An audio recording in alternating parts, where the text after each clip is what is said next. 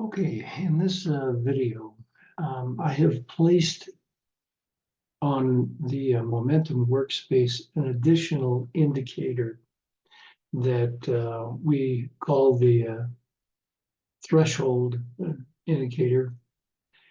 And what it does is it keeps track of the exact reading of the premium at the time the spoos are pivoting. So, for example, right up here after the open, we got a new high on the ES here. And if we go down here and we look at the high of the premium, which you see in the box as 1769, the indicator will display what the value of the high of the premium was at that time. And it does it one bar after the pivot takes, or once the pivot takes place, then it displays it. So in this way, we can visually keep track of what the premium is literally doing and not just rely upon the indicator alone. The same is true of the lows. At the time of the pivot, it keeps track of the lows. And we also keep track of any new highs or lows for the day. And typically that's going to happen right within the first, half hour to hour, because we're going to be getting new highs in those because we've just started measuring it. So you're going to get new lows as well as new highs fairly on. And that we represent with a circle.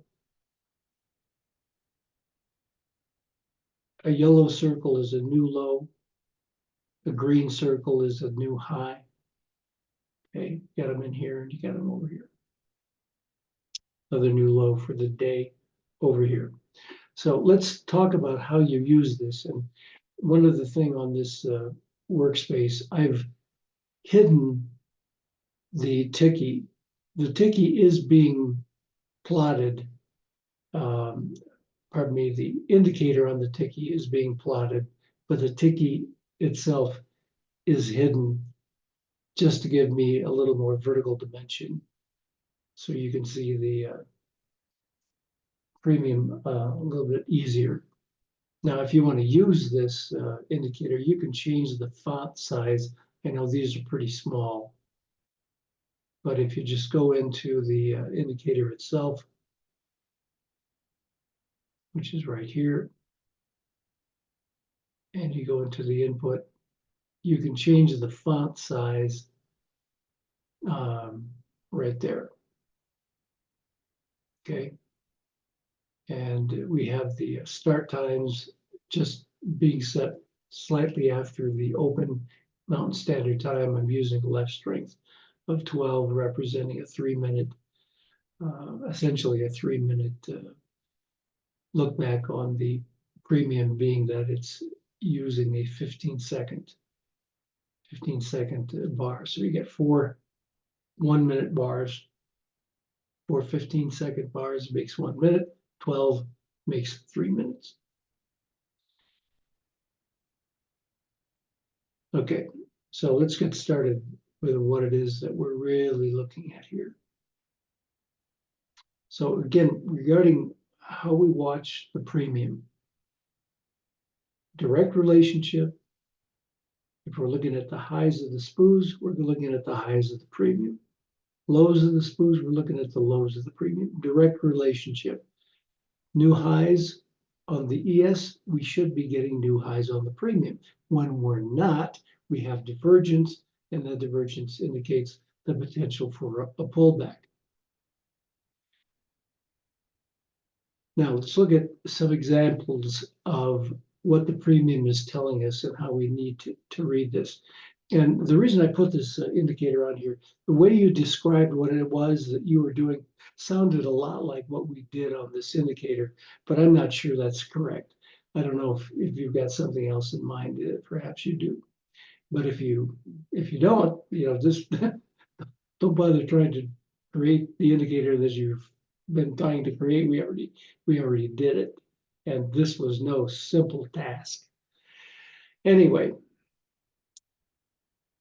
so we've got new lows happening here on the premium. Now, a new low on the premium, okay, it could very well suggest that that the ES is going to go lower. There are exceptions to that, but there's no real divergence here on this new low. So that could be indicating that the ES is going to go lower. It does. And over here, you've got another new low for the day. As the ES goes lower, you got a new low here. And then as it starts hitting lower still, you see how the premium, the lows of the premium are climbing. We have more and more divergence on the premium as we test these lows. This low compared to this low, higher low here. Keeping in mind that the CCX in subgraph 4, that's here, is reading the low. Pardon me. I'm sorry. So subgraph 3 and 4 is reading the highs of the premium and the ticky. Subgraph 5 and 6 are reading the lows of the premium and the ticky. Okay, so we want to be looking down here as we hit these lows here. When we look at the indicator here, we've got a higher low on the indicator as well as a higher low on the actual read of the low of the premium. So that's certainly in agreement. So we've got divergence, significant divergence on the premium as well as on the ticky here. Now, what we should see is if this is in fact the low and we are getting a trend reversal, we should now begin to see a spike up on the premium. Now, sometimes this will happen before the pivot. It doesn't happen in this particular case. It happens after, just confirming that market direction. So there's your big spike up. That pretty well confirms that. The trend now has changed. Now, as this continues to go higher, anytime you've had a pivot, you start to look for and of course, in this case, it's a low pivot. So now we're going to be looking for the premium to be going higher as the SPOOs go higher from the time of that pivot. We don't care what happened over here to the left. That's history. Now what we want to do from the time of this pivot, we're now going to be tracking new highs on the ES, and we should be seeing new highs on the premium as well. And every time we have a pivot, we start that process over again. So notice what happens here. We start going up, we get a new high on the premium, we get a new high on the ES, but we've got a lower high on the premium here. So now the ES is pivoting. It's not changing direction. Pardon me, it's not changing the trend, but it temporarily changes the direction. As we came down, we should be getting lower lows on the premium. And here we have a lower low, but here we have a much lower low. Okay, now this low here is obviously a higher low than over here. It's a much lower low on the premium at this higher low on the ES. That's reverse divergence. Reverse divergence. So right on that bar, it pivots. We don't need a higher low on the premium in this particular case, because this turned out to be reverse divergence. Now, you don't know that. This could be, it could be an indication that the ES is going to go lower. It could mean that. You don't know. The only way we find out is by continuing to watch its activity. So as we continue to watch it, we get a lower low, a higher low here. All right. You get a little bit of a spike down on the premium there. Then it turns into divergence. Higher low on the premium at the lower low here. And from that point, we are now once again going to be looking for higher highs on the premium. So we go up here to this first high. We're not looking at anything to the left. Look at this high. We measure the premium, 1723. Higher high here, 1761. We're going higher. Now, we go higher still. But now we see the premium is at 1744. Not a higher high. Higher high again. Premium is dropping, 1740. And then another high right there, and the premium has dropped to 1725. That's the high. Okay? Premium is divergent. So we should be getting movement down on the ES because the premium highs are divergent. So this is going to be coming down. Now you get a little bit of a spike down right there. Okay, let me move this over. Right there. That spike down followed that high pivot. So this is coming down. It's not a real huge spike, but compared to everything that's preceding it, that's the lowest read on the premium. And sure enough, it starts to come down. So once it's ready to start going back up, what we may see is a spike up preceding the pivot, or a more significant spike after the pivot. So you got to look real closely here.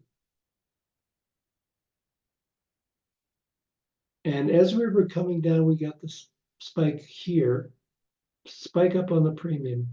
That could be an indication that this market is getting ready to go back up.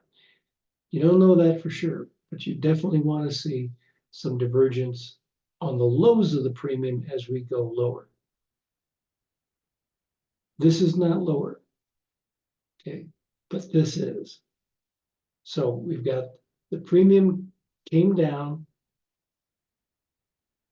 We look at these reads on the premium, and we've got a higher low on the premium right in here, right at the time of the low of the ES. The indication on our CCX, we're now getting positive divergence on the premium as well as indicated by the indicator itself. So we're ready to go back up. Didn't get really any major spike right in here. And this one, it's a little hard to say. Now, from that pivot, we once again start to look for new highs on the premium. And what's happening? We come up here to that pivot, we read it. It's a little hard to see right here because we've got two pivots that took place at pretty close to the same time. But we read the value of the premium right at that point. So as we go higher, so should the premium. So we go higher, premium goes higher. Got a lower high here, comes down a little bit, then we get another higher high. So we're still going up.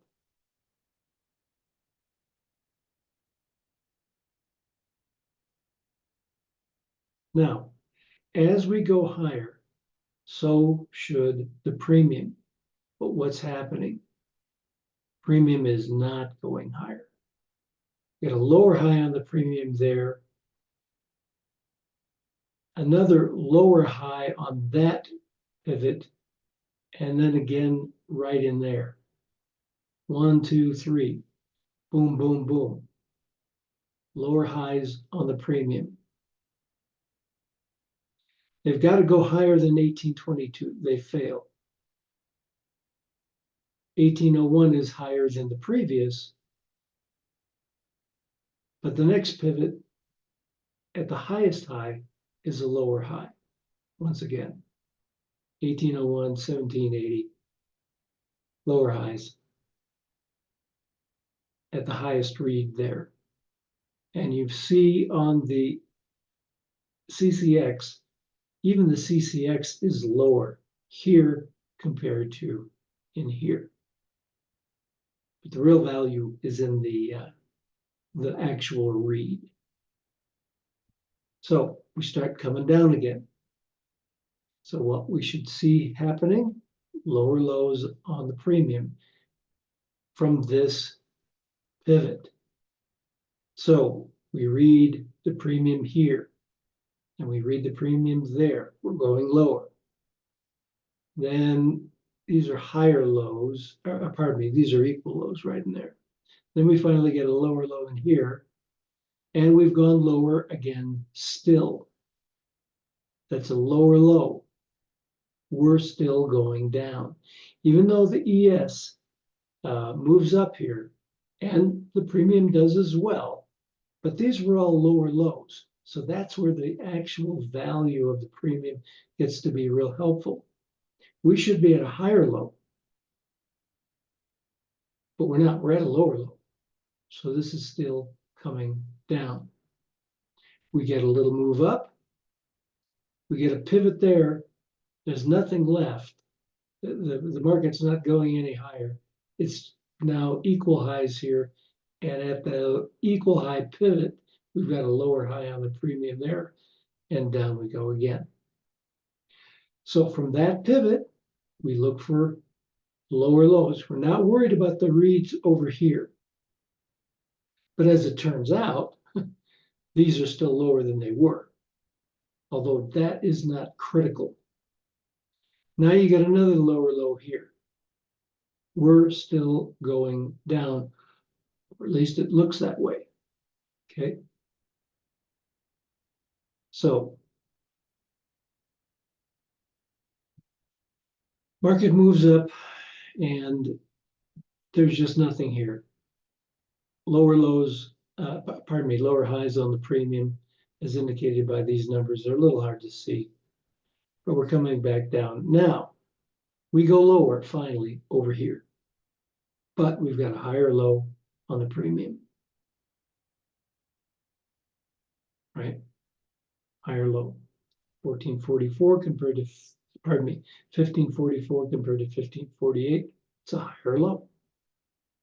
Up we go again, and we keep on reading the new highs on the premium. We get up here, it's a lower high again, and the CCX is flatlined. All right. And we get into this read here, and now take a look at this because this is pretty interesting. It's pretty important too. Let's take this and move it over here. All right, so these reads on the premium, our highest read was 1780. Then we dropped to 1759, it looks like.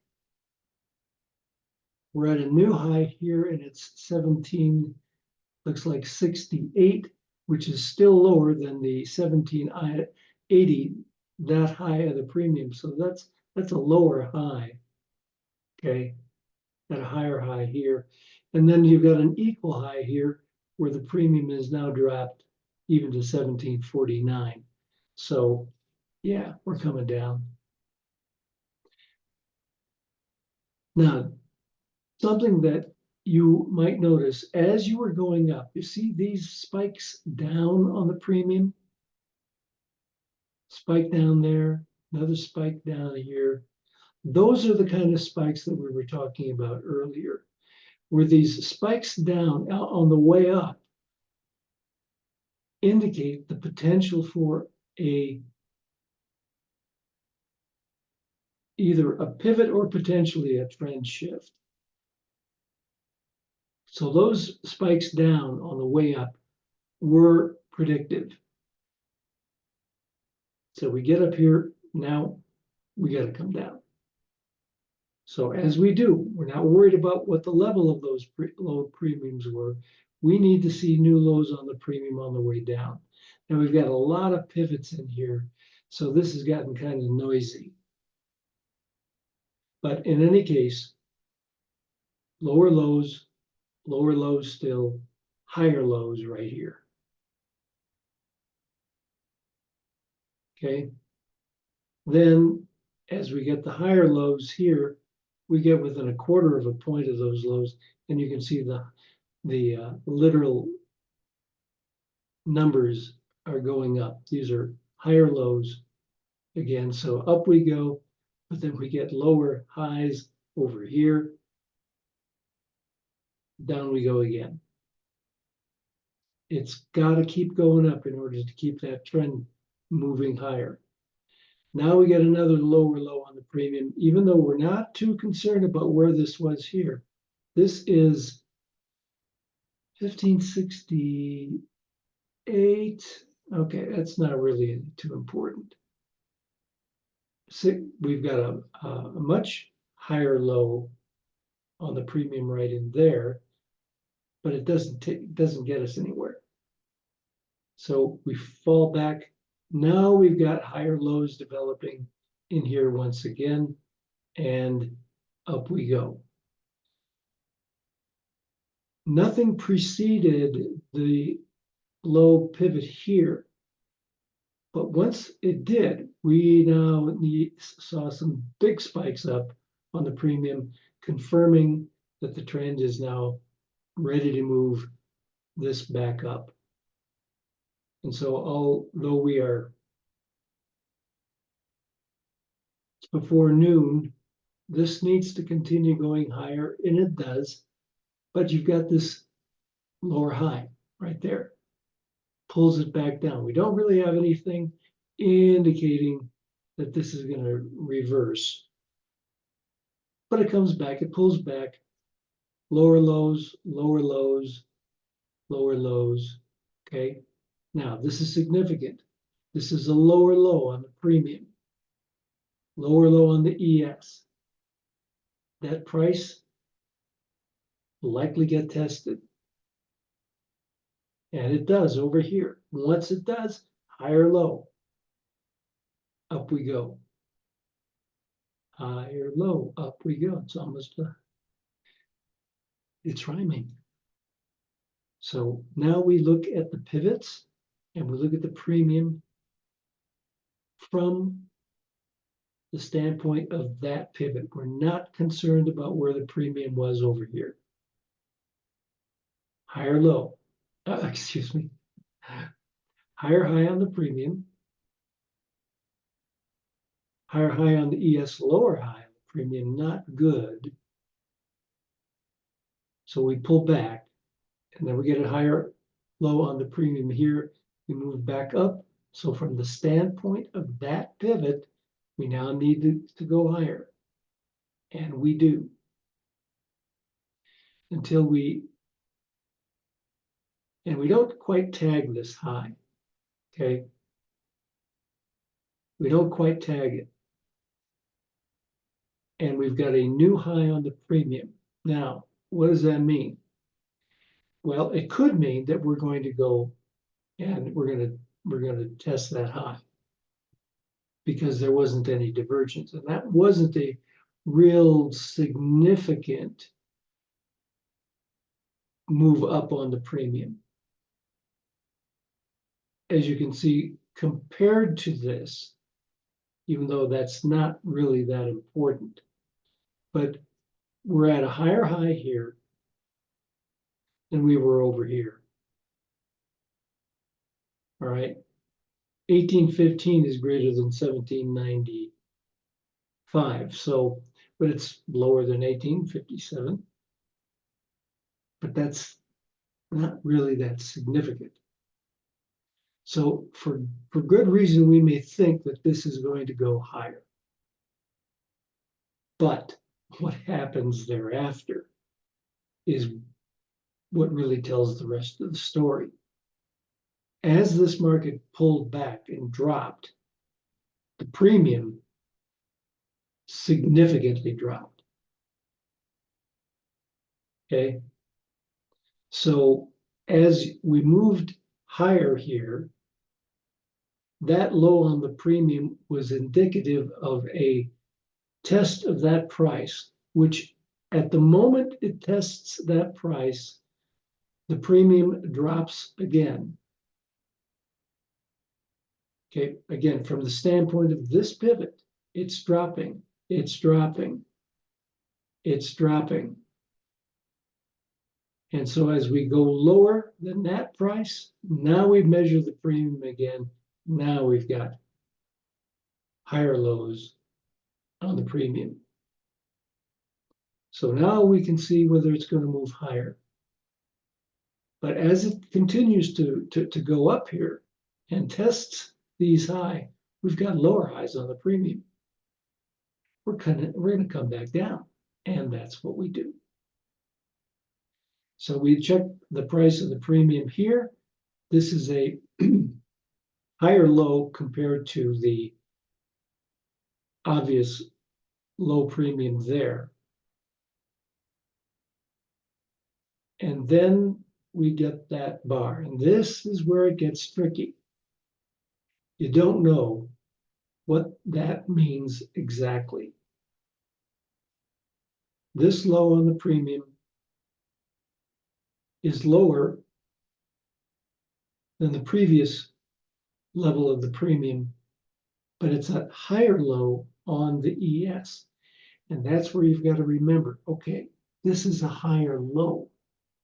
So this could be a reverse divergence. As it turns out, that's exactly what it is. Lower low on the indicator, higher low on the ES. That's typical reverse divergence. Okay, so up we go again. All right.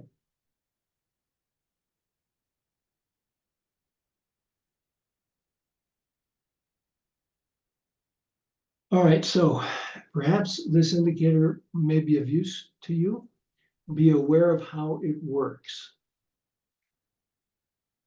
It measures the premium highs and lows at the time of the pivot of the ES.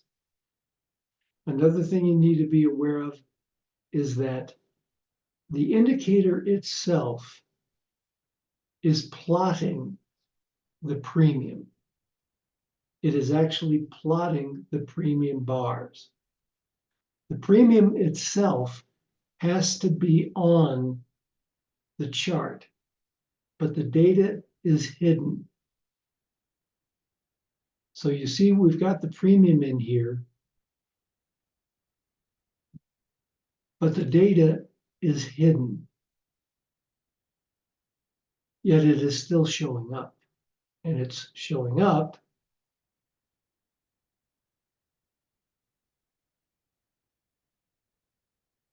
because the indicator itself is creating the bar. It's creating exactly a replica of the actual premium that's hidden. But you don't want both of them being displayed. Now, when you go, if you want to start watching the Tiki, you're going to need to go back in and turn the Tiki data on. You want to turn this into subgraph 3 in this case. So I'm going to leave it off for now.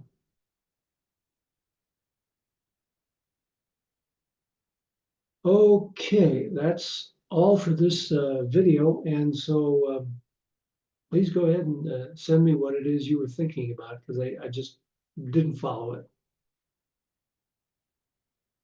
And that's this video.